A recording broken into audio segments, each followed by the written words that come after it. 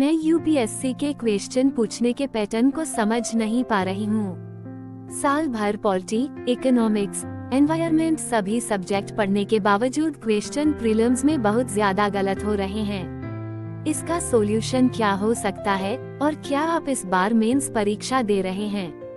उन्होंने एक ही मेल में 2 सवाल पूछे। हाँ, 28 अक्टूबर को ही है।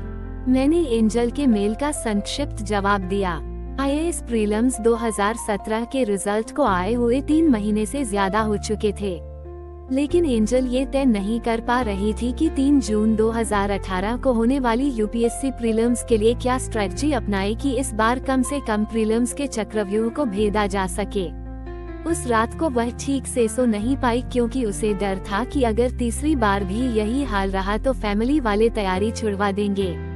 उस रात को एंजल सोच रही थी कि जब कक्षा 6 में थी तो दिव्या मैडम ने उनसे पूछा था, बड़ी होकर क्या बनना है?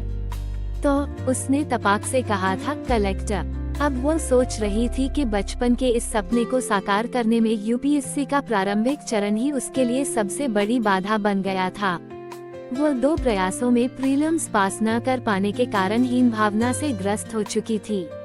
शुरू से ही तेज तर्रार और मेधावी छात्रा रही एंजल के आत्मविश्वास को यूपीएससी के खट्टे अनुभव ने अर्श से फर्श पर पहुंचा दिया था।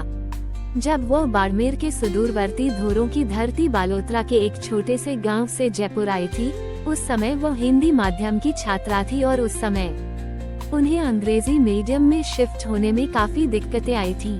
लेकिन आज उनकी अंग्रेजी किसी अंग्रेज के समान ही फर्राटेदार है।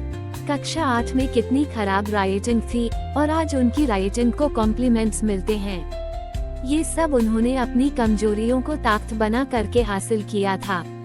उन्होंने मन ही मन सोचा कि हर कमजोरी को ताकत बनाया जा सकता है और संकल्प किया था कि वो प्रीलिम्स परीक्षा के चक्रव्यूह को तोड़कर रहेंगी। मेरा 2 बार से आईएएस प्री क्लियर नहीं हो रहा है, क्या आप मुझे गाइड करेंगे? उन्होंने सुबह सुबह ही मुझे मेल किया।